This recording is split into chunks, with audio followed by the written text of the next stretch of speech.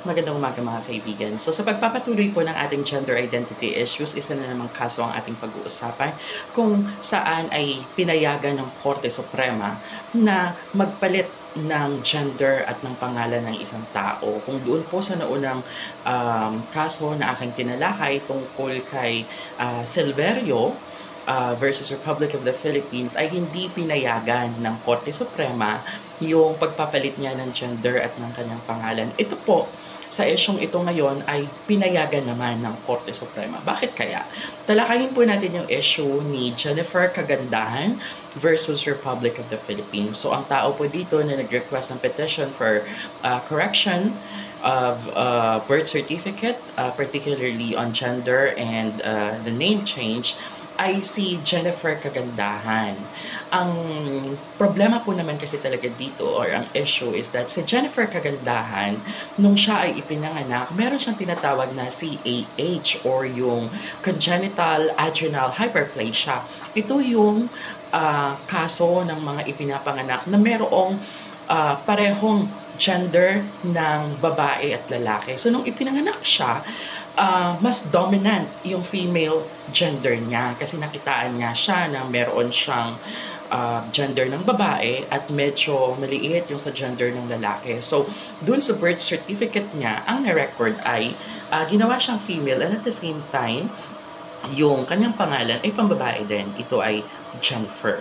So, nung kalaunan, habang lumalaki siya, habang nag-aaral na si Jennifer, ay napansin na medyo nag-shrink or lumiit yung female genital at ito ay napalitan or mas nag-enlarge yung sa male genital. Tapos, doon na rin sa adolescence part niya, kung saan naging adult na siya, ay hindi siya nagkaroon ng menstruation, hindi rin siya nagkaroon ng dibdib.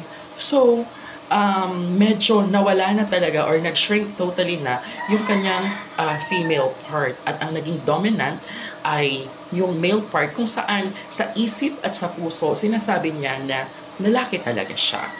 Kaso, ang problema niya nga ay yung kanyang pangalan ngayon ay pangalang babae na at ang kanyang gender sa birth certificate ay female. So, nirequest niya yon sa korte na magkaroon ng correction of gender and at the same time change of name from Jennifer Kagandahan to Jeff Kagandahan.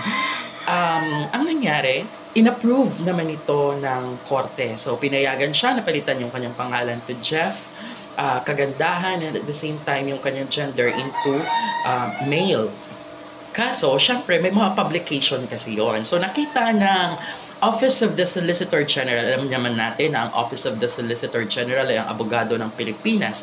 Kaya ang kalaban ni Jennifer dito ay, or ni Jeff, ay ang buong Pilipinas.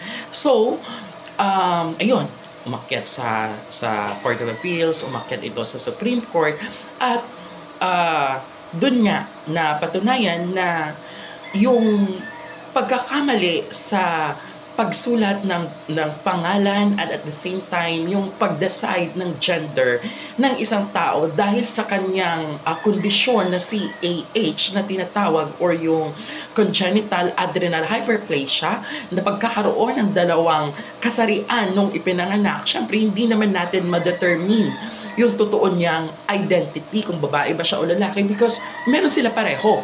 So, yan yung mga tinatawag na hermaphrodite, kumbaga. So, kung yun yung naging sitwasyon ng isang tao, dun papayag ang ating hukuman na ito ay i-correct kalaunan. Sapagkat kitang-kita naman na meron niyang issue at merong pagkakamali at ngayon ay naitama na. So, kailangang baguhin ang pangalan and at the same time yung kanyang gender sa birth certificate. Kaya po mula sa Jennifer Kagandahan, siya na ngayon si Jeff Kagandahan.